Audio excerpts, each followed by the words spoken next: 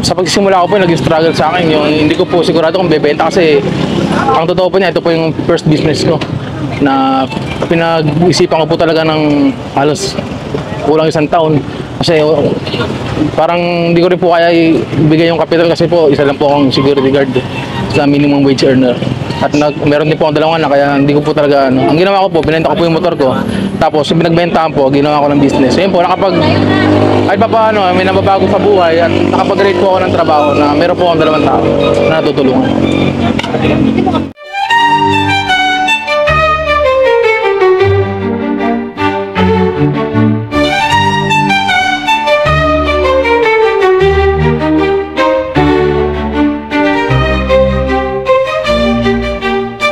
Bali yung Walastik po kasi, para sa akin po kasi, yung pagkalugaw po ng product ko is parang medyo sticky po siya na parang para sa akin Walastik siya. Purong malagkit po kasi yung nilalagay ko. Kaya masasabi na parang pag masarap yung lugaw is Walastik.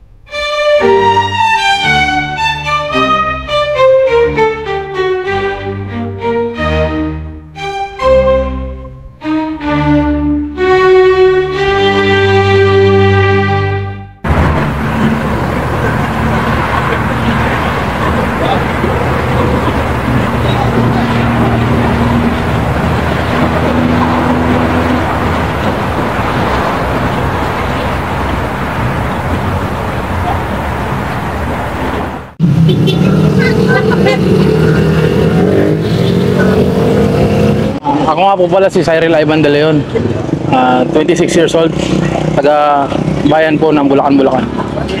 Simula po ang Walastik Lugaw, yung Father's Day po, June 16, ngayong taon lang po, 2024. Bali nag-start po ako rito every Sunday lang, gawa po may trabaho po ako as a security personnel. Kahit po hanggang ngayon, pero simula po nag-start kami, lagi po sinasabi ng mga tao, ba't di na lang kami magtinda ng everyday, every night. Para po, pag gusto nila ng lugaw, ang takbuhan po kasi nila dito sa Bulacan, Bulacan is Walastik Lugaw.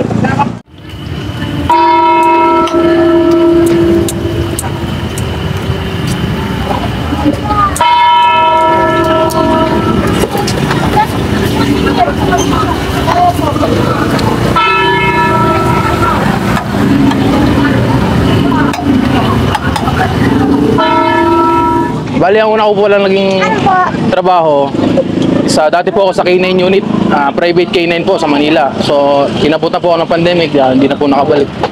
So, nag-decide po ako na mag-apply na po ng security kasi po nung pandemic, yung security, hindi naman po wala ng mga posting. So, continuous po kami. Tapos hanggang sa ngayon po, security pa rin po. Pero yung kinikita po sa pagiging security para po sa akin. Meron po akong 2 anak. Hindi po sasapat. Kaya naisip ako po magtayo ng Walastik Lugaw para po kahit paano kahit saan po yung pangangailangan namin sa araw-araw. Bali, ang ino-offer po namin sa Walastik Lugaw is meron po kami beef tuwalya, nagkakalaga po ng 50 pesos, beef puso, 50 pesos din po, beef isaw, at beef balbakwa o balat po ng baka. Meron din po kami ino-offer na combo meal, 2 klase po na laman, nagkakalaga po ng 80 pesos. Pag naman po 3 laman, 110. At pag 4 po na laman is overload is 140 lang.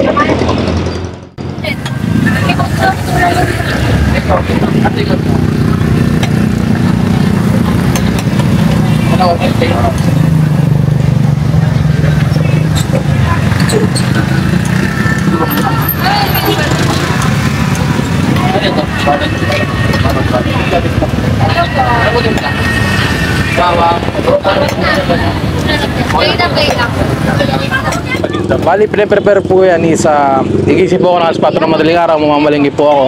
After ko po mamalingki, mag-prepare po ako ng konti. Tapos 7:30 AM po, papasok na po ako ng trabaho. Bali, ang mismo nagpe-prepare po nito, nagkaroon po ako ng sariling chart na susundin nila kung ilan yung measure, kung ano po yung timpla ng pagkakaluto. Tapos po, after ko po pumasok sa trabaho ng 8 to 5, diretso po ako sa pwesto, titikman ko po yung luto kung okay. Pagka medyo natagdagan ko na lang po ng mga pampalasa. Pero sa awa po ng Diyos, perfect naman po yung nagagawa nila. Kasi po yung Walastik Lugaw po namin is teamwork po kasi kami dito. Sama ko po yung asawa ko, yung bayo ko, saka yung asawa po ng bayo ko. Ayun po. Tingin ko po yung bentahe ko sa kanila. Sa akin po kasi yung Walastik Lugaw ko po, may kompleto na po yung laman loob ng baka, tapos malambot din po siya. Tapos 3 kulo po yung ginagawa ko, so nalilis po yung sebo po niya, tapos tinatapon ko din po yun para po pwede po sa matanda, pwede rin po sa bata. At marami din po kami side dish, sir. Sir, bali meron din po kaming lumpiang toge, chicharong bagnet, chicharong bulaklak, saka po boiled egg, saka po tokwa. Bali na naging customer ko po rito, kalamitan, taga Bulacan-Bulacan po eh. Mga senior citizen, tapos pagkahapon naman po, umagaling po mga empleyado po ng munisipyo, saka po mga estudyante. Kasi po, meron po kami na-offer na Walastik Lugaw na pen is nagkakalaga lang po ng 15 pesos. Ayun lang.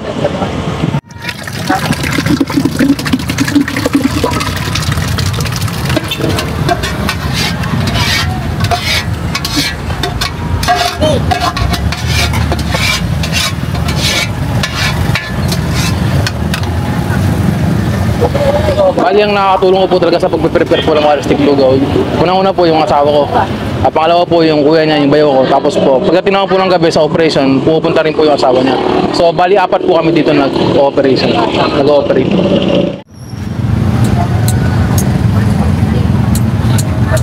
Basic ko ako kayo.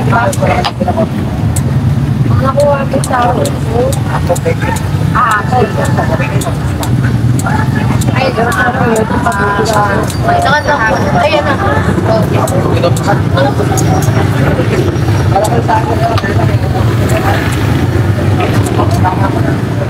Ako po si Winalin Kape, asawa po ng owner ng Walastik Lugaw. Taga dito rin po sa Bulacan, Bulacan.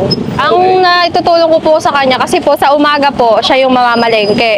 After po niyang mamalengke, kami na po nung kuya ko yung mag-prepare. Ako po sa toge, suka, tokwa, itlog. Yun po yung mga niluluto ko. Tapos yung kuya ko po, pag wala po yung mister ko, siya po yung nagigisa ng lugaw. Located po pala ang Walastik Lugaw dito po sa Camino Real Street. Harap lang po ng Plaza del Pilar, Barangay San Jose, bayan po ng Bulacan, Bulacan. Bali, nag-start po kami rito. Alas 5 po ng hapon po kami pinapayagan eh. Pero po kasi pag umaalis kami sa bahay, yung kapitbahay po namin, mga nasa daan, inaabangan po kami. Kaya minsan nalilate kami ng mga 15 minutes, 5:15, 5:30, nandito na po kami. Sa mga nangangarap din po na magtayo ng small business katulad ko, try nyo lang po kung ano po yung nasa puso nyo. Kung mahilig po kayo magluto, kung mahilig po kayo magbenta, marami naman pong option. Pwedeng mag-live selling, pwedeng mag-street vendor katulad ko. Basta po always positive lang. Ganun lang po talaga ang business eh. Pwedeng ngayon may benta, bukas wala. Basta po tuloy-tuloy lang. Huwag po kayo mawala ng pag-asa. Iniimbitahan ko po kayo na pumasyal dito sa aming munting negosyo sa Walastik Lugaw. Mga Walastik, inimbitahan ko po kayo dito lang po sa Camino Real Street, Barangay San Jose, Bulacan, Bulacan. Dito lang po kami sa harap po ng plaza, Walastik Lugaw po. Meron po kami mga iba't ibang mga side dish na ino-offer at mga laman loob po ng baka. Thank you po.